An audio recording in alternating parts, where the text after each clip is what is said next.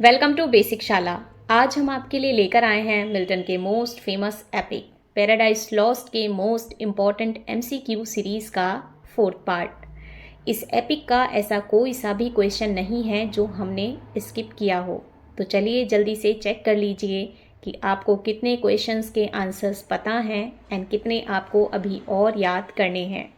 Video के last में हमें अपना स्कोर शेयर करना बिल्कुल भी ना भूलें। तो चलिए शुरू करते हैं आज का हमारा वीडियो हमारे पहले क्वेश्चन के साथ। Question number 83। With what Milton compares the broad circumference of Saturn's shield. Saturn की शील्ड की ब्रॉड सर्कमफ्रेंस की कंपैरिजन मिल्टन ने किस चीज से की है? सैटर्न, वॉल्केनो, मून या फिर सन। इस क्वेश्चन का करेक्ट आंसर है option number C, moon. Milton ने सैटर्न की ह्यूज शील्ड की ब्रॉड सर्कमफ्रेंस की कंपैरिजन की है मून से। Question number 84। Who was Tuscan artist? Tuscan artist कौन था? मेंडेल, गैलीलियो, न्यूटन या फिर रिमॉन। तो इस क्वेश्चन का करेक्ट आंसर है ऑप्शन नंबर बी, गैलीलियो। जैसा कि आप जानते ही होंगे कि गैलीलियो एक बहुत ही बड़े एस्ट्रोनॉमर एंड फिजिसिस्ट थे। पैराडाइज लॉस्ट में मिल्टन ने गैलीलियो के लिए वर्ड यूज किया है Tuscan artist. Question number 85। Through which Galileo viewed the moon in the evening. शाम के टाइम जब गैलीलियो ने मून को देखा था तो उसने मून को किस इंस्ट्रूमेंट की हेल्प से देखा था? Optic glass, microscope, moon glass या फिर नन ऑफ द अबव। इस क्वेश्चन का करेक्ट आंसर है ऑप्शन नंबर ए, ऑप्टिक ग्लास। गैलीलियो जो थे वो एक एस्ट्रोनॉमर थे और वो चांद सितारों को देखने का काम करते थे। गैलीलियो ने जब चांद को देखा तो उन्होंने चांद को ऑप्टिक ग्लास की हेल्प से देखा था। ऑप्टिक ग्लास कहते हैं टेलीस्कोप को जिससे एस्ट्रोनॉमर्स चांद सितारों को देखा करते हैं। Question number 86। From which peak Galileo viewed the moon to discover new lands, rivers और mountains in its spotted surface. Galileo ने चांद को किस पीक से देखा था चांद के स्पॉटेड सरफेस पर लैंड, रिवर एंड माउंटेन को डिस्कवर करने के लिए? Fiesole, Valdarno, both the options are correct या फिर नन ऑफ द अबव। तो इस क्वेश्चन का करेक्ट आंसर है option number C, both the options are correct. Paradise Lost में मिल्टन बताते हैं कि जब गैलीलियो यानी कि टस्कन आर्टिस्ट ने चांद को देखा था उसके स्पॉटेड सरफेस पर न्यू लैंड्स, रिवर्स और माउंटेन्स को डिस्कवर करने के लिए, तो गैलीलियो ने चांद या तो फेसोल पीक से देखा था या फिर वेल्डर्नो से, यानी कि इन दोनों में से किसी एक जगह से गैलीलियो ने चांद को देखा था। तो इस क्वेश्चन का आंसर हो जाएगा both the options are correct. Question number 87। Where is Fiesole? Fiesole कहाँ है? Near Egypt, near Florence, near Palestine या फिर नियर इंडिया। तो इस क्वेश्चन का करेक्ट आंसर है option number B, near Florence. Florence नाम की जगह के पास एक जगह है जिसका नाम है Fiesole. Question number 88। What is Valdarno? Valdarno क्या है? A valley of Hinnom, a valley of Sigma, a valley of Arno या फिर अ वैली ऑफ डेमेस्कस। इस क्वेश्चन का करेक्ट आंसर है option number C, a valley of Arno. Valdarno जो है वो अर्नो की एक फेमस वैली का नाम है। Fesol, the name of a hill 3 miles to the northeast of Florence. Florence से 3 मील की दूरी पर नॉर्थ ईस्ट में सिचुएटेड है फेसोल नाम की hill. Valdarno, valley of the Arno river on which Florence stand. Florence जिस रिवर के किनारे पर बसा हुआ है उसकी एक वैली का नाम है Valdarno. Question number 89. Which weapon of Satan was very huge. Satan का कौन सा वेपन बहुत ज़्यादा बड़ा था. His sword, his spear, his bow या फिर एन अननोन वेपन. इस क्वेश्चन का करेक्ट आंसर है option number B, his spear. Satan का जो भाला था वो बहुत ही ह्यूज था. Question number 90. With which tree Milton compares Satan's spear. Milton ने शैतान के स्पीयर की कंपैरिजन किस ट्री से की है. The tallest date, the tallest pine, the tallest mahogany या फिर द टॉलेस्ट विलो. इस क्वेश्चन का करेक्ट आंसर है option number B, the tallest pine.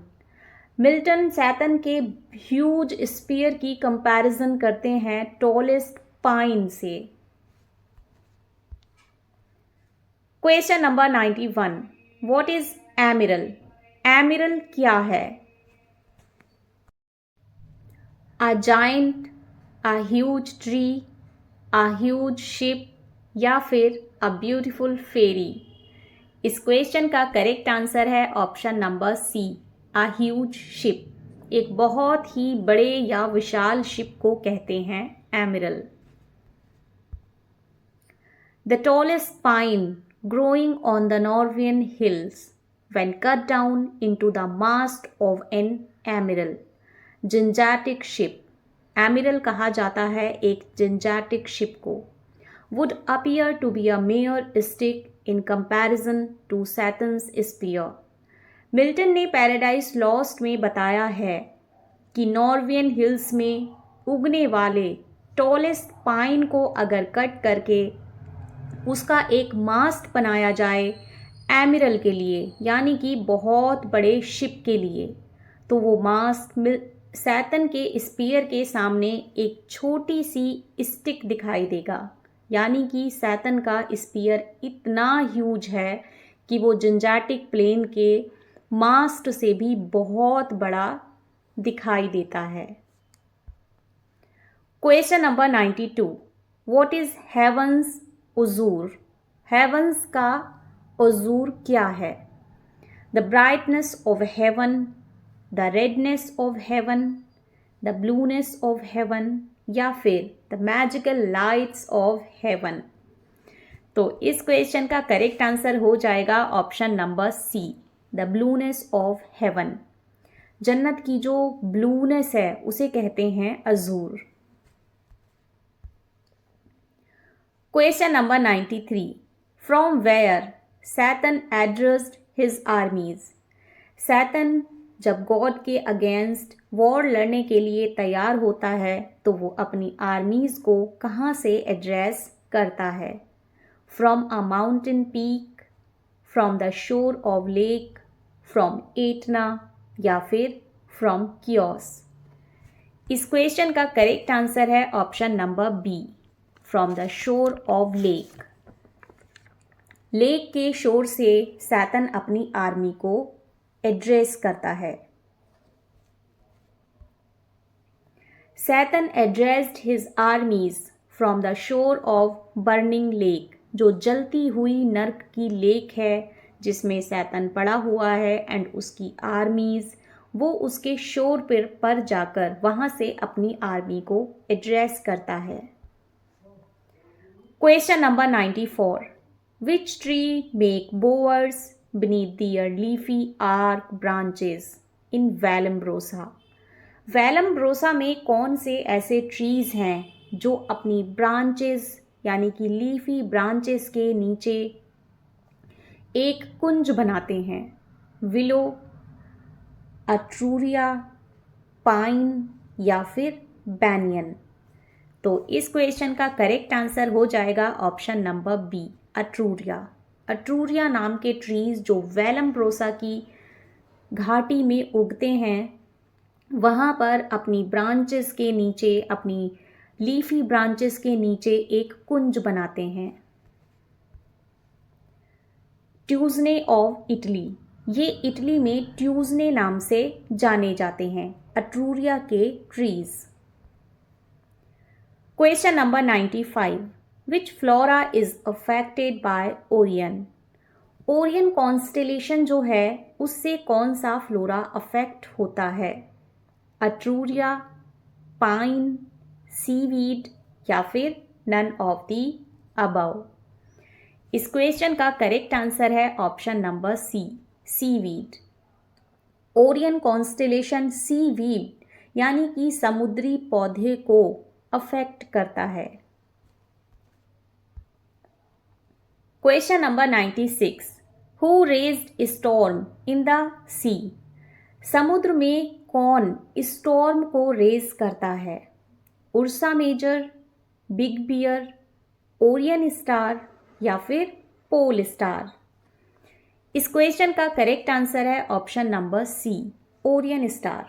Orion constellation जो होता है वो सी में स्टॉर्म को रेज करता है।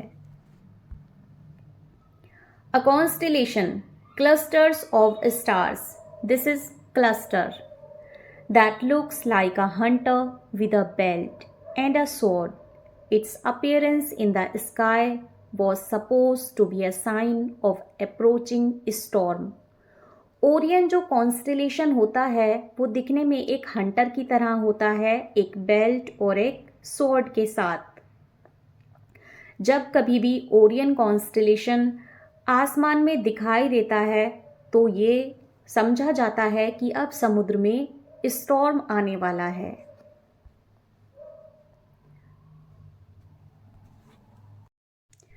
Question number 97, in hatred who persuaded the Israelites till Red Sea. नफरत की वजह से किसने इजराइलियों का पीछा रेड सी तक किया था? बसाइरिस, डैमेस्कस, डैगन या फिर आरन। इस क्वेश्चन का करेक्ट आंसर है option number A, Busiris. Busiris ने इजराइलीज का पीछा रेड सी तक किया था due to hatred. Question number 98, which army was there with Busiris. Busiris अपने साथ जो आर्मी लेकर आया था वो कौन सी आर्मी थी? Palestine chivalry, Memphian chivalry, Roman chivalry या फिर इरिश चिवैलरी। इस क्वेश्चन का करेक्ट आंसर है option number B, Memphian chivalry. Busiris के साथ मेम्फियन चिवैलरी थी जब उसने रेड सी तक इजराइलीज का पीछा किया था। Question number 99, what does Memphian stand for. Memphian का मीनिंग क्या होता है? ग्रीक, इजिप्शियन, हेलेनिक या फिर हेवेनिक। इस क्वेश्चन का करेक्ट आंसर है option number B, Egyptian. Memphian कहा जाता है इजिप्शियंस को। Question number 100, who cheated Israelites at Red Sea. Red Sea के पास किसने इजराइलियों को चीट किया था? बसाइरिस, अनक्सुनामुन, मरियम या फिर एमिरल। इस क्वेश्चन का करेक्ट आंसर है ऑप्शन नंबर ए, बसाइरिस। बसाइरिस ही था जिसने रेड सी पर इजराइलियों को चीट किया था। Question number 102, who drowned Busiris in his cavalry and his cavalry in Red Sea. किसने बसाइरिस और उसकी कैवेलरी को यानी कि घोड़ों वाली सेना को, घुड़सवार सेना को रेड सी में डुबा दिया था? टार्सस, ओरियन, सैटर्न या फिर बिग बियर। इस क्वेश्चन का करेक्ट आंसर है ऑप्शन नंबर बी, ओरियन। जैसा कि आपको अभी अभी बताया है कि ओरियन कॉन्स्टेलेशन सी में स्टॉर्म लाता है, तो उसने बसायरिस को डुबाने के लिए रेड सी में स्टॉर्म पैदा कर दिया था। Question number 103, who were amazed eight there hideous change. अपने बहुत ही ज़्यादा हिडियस चेंज पर कौन अमेज हो रहा था? बसायरिस, फॉलन एंजल, ओरियन या फिर एजन? इस क्वेश्चन का करेक्ट आंसर है option number B, fallen angel. जैसा कि आप सभी को पता है कि फॉलन एंजल जो थे वो पहले हेवन में रहते थे एंड गॉड के एंजल्स थे, लेकिन जब उन्होंने गॉड को धोखा दिया, गॉड के अगेंस्ट वॉर किया एंड सैतन के साथ मिल गए, तब गॉड ने उन्हें हेल में फेंक दिया। तभी से उनका नाम पड़ गया फॉलन एंजल्स। जब फॉलन एंजल्स हेवन में रहते थे तो वो बहुत ही सुंदर दिखाई देते थे, लेकिन हेल में आने के बाद उनका सारा रंग रूप बदल गया है and they are looking like demons. अपनी इस बदले हुए रूप पर वो बहुत ज़्यादा अमेज्ड हैं कि हम इतनी जल्दी कैसे बदल गए हैं। Question number 104, whose dead bodies were floating in Red Sea? Red Sea में किसकी डेड बॉडीज तैर रही थी? Jews, Egyptian soldiers, soldiers of Israel या फिर फॉलन एंजल्स? इस क्वेश्चन का करेक्ट आंसर है option number B, Egyptian soldiers. जैसा कि बसायरिस ने इज़राइलियों का रेड सी तक पीछा किया था और फिर बसायरिस उनसे हेट करता था, इसलिए उन्हें चीट भी किया था, तब ओरियन बहुत नाराज़ हो गया और ओरियन ने उसके बदले में रेड सी में तूफान खड़ा कर दिया और बसायरिस एंड उनकी मैम्फियन चिवेलरी यानी कि इजिप्शियन सोल्जर्स को रेड सी में डुबा दिया था। Story of Moses. ये जो क्वेश्चंस हैं, क्वेश्चन नंबर 104, बसायरिस के क्वेश्चन, रेड सी के क्वेश्चंस, इज़राइलीज़ के क्वेश्चन, ये सब आपको ऐसा लग रहा होगा कि बाइबल में ये किसकी स्टोरी है। तो हम आपको फिर से बता दें कि ये वही स्टोरी है, स्टोरी ऑफ मोसेस। जिन चाइल्ड मोसेस की स्टोरी हमने आपको लास्ट वीडियो में सुनाई थी, जब वो बड़े हो गए हैं, ये बसायरिस, रेड सी, मैम्फियन चिवेलरी, ये सब इन्हीं की स्टोरी में आते हैं। कैसे चाइल्ड मोसेस बड़े होकर इज़राइलियों को इजिप्शियन योक से फ्री कराते हैं, कैसे मूसा ने इज़राइलियों को इजिप्शियन योक से फ्री कराया, ये एक फेमस मिथोलॉजिकल स्टोरी है जिसे सुनने के बाद आपको रेड सी, मैम्फियन आर्मी, बसायरिस, ये सारे के सारे क्वेश्चन खुद ब खुद याद हो जाएंगे बिना कोई एफर्ट लगाए एंड वो लॉन्ग लास्टिंग भी रहेंगे, यानी कि आप फिर उन्हें कभी भूलेंगे भी नहीं। तो चलिए शुरू करते हैं एक छोटी सी स्टोरी जो रिलेटेड है इज़राइलीज अंडर इजिप्शियन योक से। सबसे पहले है Orion, Orion constellation. This is the image of Orion constellation.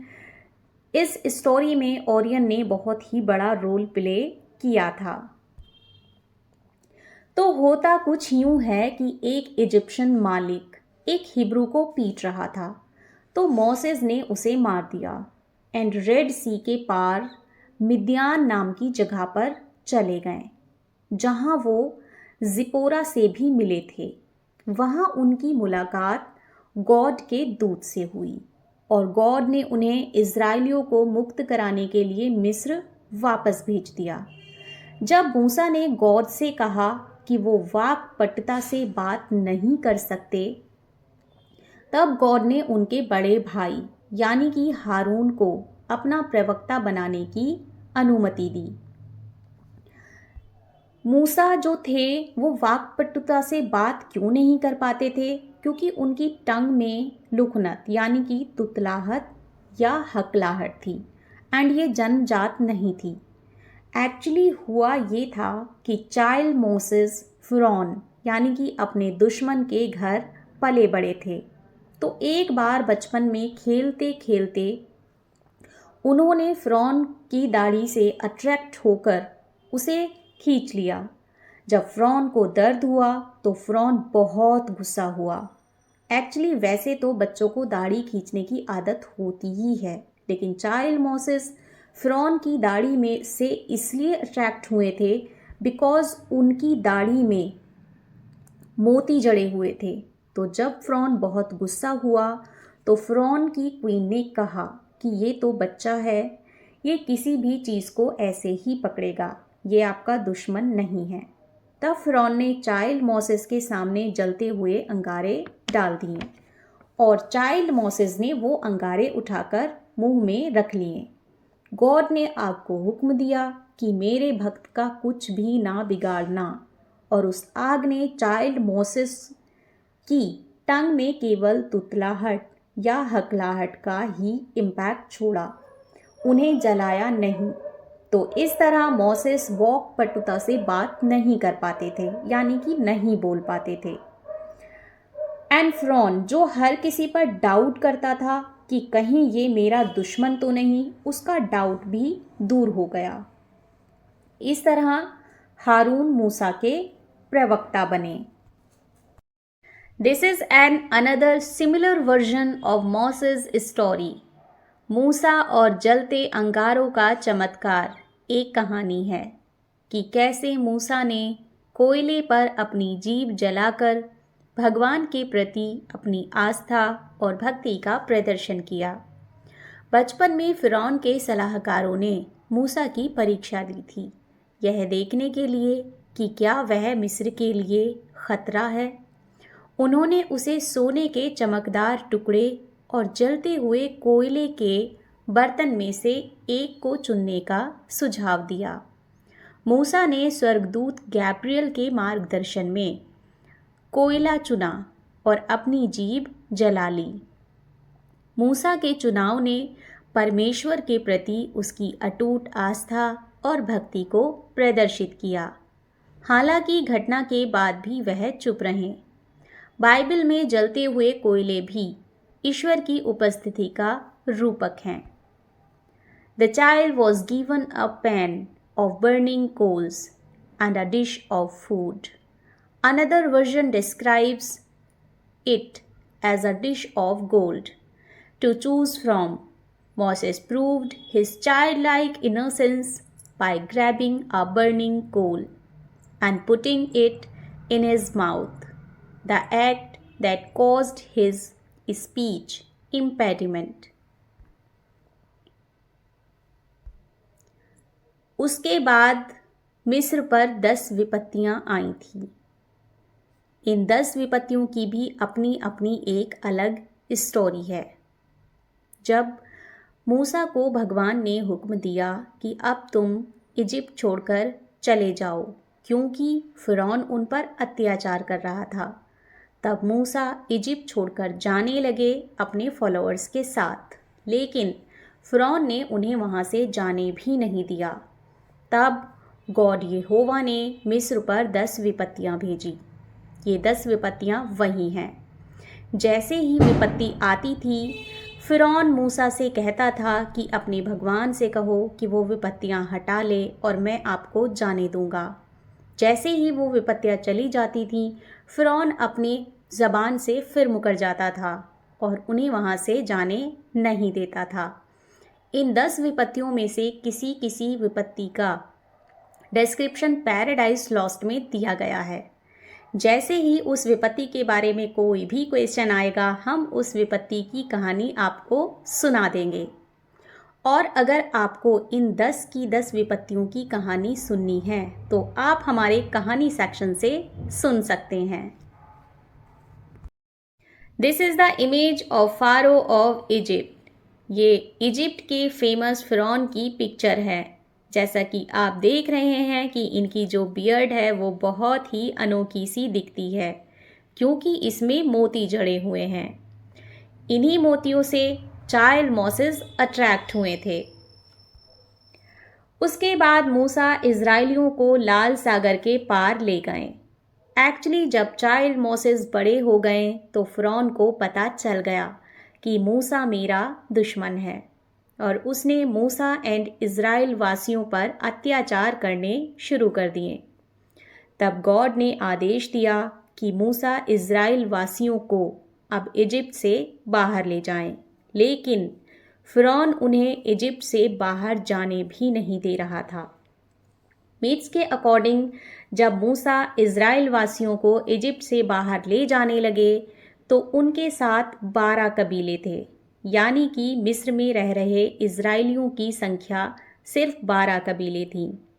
जब मूसा उन्हें लेकर आगे बढ़े तो बसायरिस ने मूसा का मेम्फियन आर्मी के साथ पीछा किया, क्योंकि वो इज़राइलियों से नफरत करता था। कहीं कहीं कहा जाता है कि फ़िरौन ने मूसा का पीछा किया। मूसा जब और आगे बढ़े तो रास्ते में रेड सी आ गया।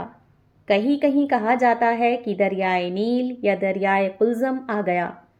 अब मोसेस ने गॉड से कहा कि हमारी रक्षा कीजिए। तो रेड सी में 12 कबीलों के लिए 12 रास्ते बन गए और मूसा के लोगों ने रेड सी को पार कर लिया। जैसा कि आप पिक्चर में देख रहे हैं कि रेड सी बीच में से फट गया और बीच में रास्ता बन गया। मोसेस अपने अनुयायियों के साथ उस रेड सी को पार करने लगे। पीछे से फ़िरौन या बसायरिस की सेना आ गई। तब फ़िरौन या बसायरिस ने अपनी आर्मी से कहा कि देखो मैं कितना पावरफुल हूँ, मैंने समुद्र में रास्ता बना दिया।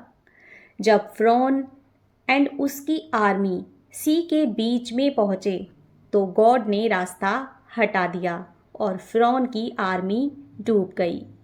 पैराडाइज लॉस्ट में बताया गया है कि ओरियन कॉन्स्टेलेशन ने समुद्र में भयंकर तूफान पैदा कर दिया एंड बसायरिस की आर्मी डूब गई एंड उनके रथ के पहिए सी में सैनिकों की डेड बॉडीज़ के साथ तैरने लगे एंड बसायरिस लाचार खड़ा होकर सब कुछ देखता रह गया।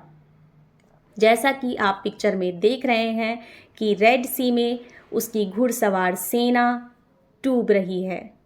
इसके बाद मूसा ने गॉड से 10 आज्ञाएं प्राप्त की एंड माउंट सिनाई में बसने के लिए चले गए।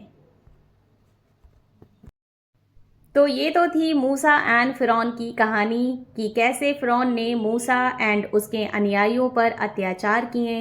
मूसा जब वहाँ से जाने लगे तो बसायरिस नाम के एक व्यक्ति ने उनका रेड सी तक पीछा किया। फिर क्योंकि बसायरिस मूसा को पसंद नहीं करता था, तब ओरियन ने गुस्से में आकर बसायरिस को डुबा दिया। आई होप अब आपको रेड सी, बसायरिस, मेम्फियन चिवैलरी ये सारे के सारे क्वेश्चन समझ में आ गए होंगे। चलिए अब बढ़ जाते हैं हमारे नेक्स्ट क्वेश्चन की तरफ। Princes, potentates, warriors, the follower of heaven, once yours, now lost, who is the speaker? Busiris, Satan, Beelzebub या फिर ड्रैगन? इस क्वेश्चन का करेक्ट आंसर है ऑप्शन नंबर बी, सैतन। ये कहा है सैतन ने। राजकुमारों, राजाओं, योद्धाओं, स्वर्ग के सर्वोत्तम देवदूतों, जो कभी तुम्हारा था वह आज तुमसे सदैव के लिए छीन लिया गया है। यानी कि ही इज टॉकिंग अबाउट स्वर्ग। Question number 106. What echoed with the loud voice of Satan? Satan की जो लाउड वॉइस थी जिससे वो अपनी आर्मी को एड्रेस कर रहा था, वो किस जगह पर गूंज गई? यानी कि क्या चीज़ उस लाउड वॉइस से गूंजने लगी? अर्थ, हेवन, हॉलो डीप या फिर वैली ऑफ अर्नो? इस क्वेश्चन का करेक्ट आंसर है option number C, hollow deep. Satan की लाउड वॉइस से हॉलो डीप यानी कि नर्क की गहन गुफाएं गूंज उठी। Question number 107. Who persuaded fallen angels to the gates of hell? जब गॉड ने फॉलन एंजल्स को हेल में फेंका तो वो कई दिनों तक लुढ़कते लुढ़कते हेल में आकर गिरे। तब हेल के गेट्स तक किसने उनका पीछा किया? Ministers of vengeance, ministers of war, ministers of demons या फिर गैब्रियल? इस क्वेश्चन का करेक्ट आंसर है option number A, ministers of vengeance. Vengeance के मिनिस्टर्स ने उनका हेल के गेट तक पीछा किया, क्योंकि जो देवता होते हैं वो हेल में तो आते नहीं हैं, तो हेल के गेट तक वो आए। क्वेश्चन नंबर 108, अवेक, अराइज और be for ever falling, who said? ये लाइंस किसने कही हैं? डैगन, गैब्रियल, सैटन या फिर बालिम? इस क्वेश्चन का करेक्ट आंसर है ऑप्शन नंबर सी, सैटन। ये लाइंस कही हैं सैटन ने। अपनी निद्रा का त्याग करो, उठो अथवा पतित और गिरी हुई अवस्था में रहने के लिए सन्नद्ध करो। ये बहुत ही प्रैक्टिकल लाइन है जो सैतन ने कही है कि अपनी निद्रा का त्याग करो अगर तुम्हें इस गिरी हुई अवस्था में नहीं रहना, यानी कि हमेशा के लिए हेल में नहीं रहना। क्योंकि वो सारे लोग जो भी फॉलन एंजल्स थे वो सब वहाँ बिल्कुल ऐसे पड़े हुए थे जैसे कि वो सो रहे हों, यानी कि उन्हें बिल्कुल भी अपना कुछ अता पता नहीं था। तब सैतन उन्हें एड्रेस करता है कि उठ जाओ, ऐसे मत पड़े रहो, नहीं तो हमेशा के लिए यहीं पड़े रह जाओगे। स्वामी विवेकानंद की एक कोट मुझे इसे देखकर याद आई, जिसमें कि एक छोटी सी सिमिलैरिटी है। Arise, awake, two words of Satan's speech are similar. In Satan's speech, awake, arise. This is the sequence. And in Swamiji speech, arise, awake. This is the sequence. वैसे स्वामी विवेकानंद जी ने बहुत ही पॉजिटिव स्पीच कही है जो कि positive लोगों के लिए ही है। Arise, awake and stop not till the goal is reached. उठो, जागो और तब तक नहीं रुको जब तक लक्ष्य प्राप्त न हो जाए। यानी कि अगर आपको अपने लक्ष्य को प्राप्त करना है तो आप सो नहीं सकते, आपको उठना पड़ेगा। सेम ऐसे ही सैतन भी अपनी आर्मी को एड्रेस करता है कि अपनी निद्रा का त्याग करो और उठो ताकि हम गॉड से वॉर कर सकें। So these two words are similar in the two speeches. Question number 109. Who waved his potent rod over the coast of Egypt? Egypt के कोस्ट पर अपनी पोटेंट रॉड को कौन घुमाता है? एमरम सन, माओब सन, फारो या फिर डेविड? इस क्वेश्चन का करेक्ट आंसर है option number A, Amram son. Who was Amram son? Moses, Gabriel, Jesus या फिर एडम? इस क्वेश्चन का आंसर तो सभी को पता है, इसका आंसर है मोसेस, क्योंकि रेड सी में एमरम सन यानी कि मोसेस ने अपनी छड़ी घुमाई थी जिससे कि रेड सी 2 पार्ट में डिवाइड हो गया था एंड उन्होंने अपने अनुयायियों के साथ उस रेड सी को पार कर लिया था।